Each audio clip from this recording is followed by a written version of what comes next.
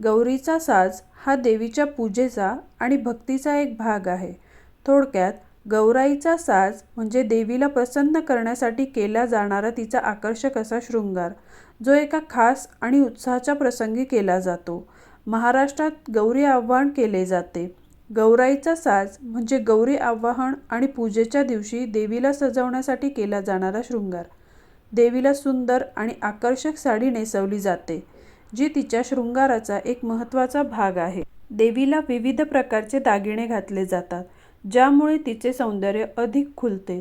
गौरीला मोत्यांचे आणि सोन्यासारखे दिसणाऱ्या कृत्रिम दागिन्यांचे साज केला जातो.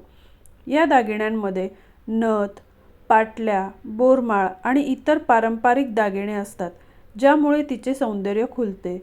धूप दिव्यांचा साज, फुलांची दरवळ आणि फुलांची सुंदर आरास गौराई पूजेमध्ये केली जाते. गौराईला सजवणे हे भक्तीचे प्रतीक आहे. अशा साजामुळे घरात उत्साहाचे आणि आनंदाचे वातावरण निर्माण होते. गौरीला विविध प्रकारचे फराळ आणि पदार्थाचा नैवेद्य दाखवला जातो.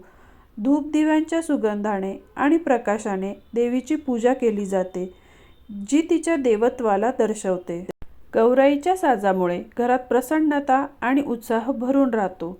हा साज देवी पार्वतीच्या शिवपत्नी रूपातील देवत्वाला दर्शवतो, जो एक शुभ संकेत मानला जातो.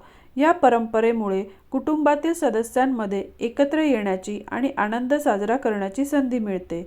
गौराईचा साज हा मराठमोळ्या परंपरेचा एक महत्त्वाचा भाग आहे, जो उत्सव आणि संस्कृती जतन करतो.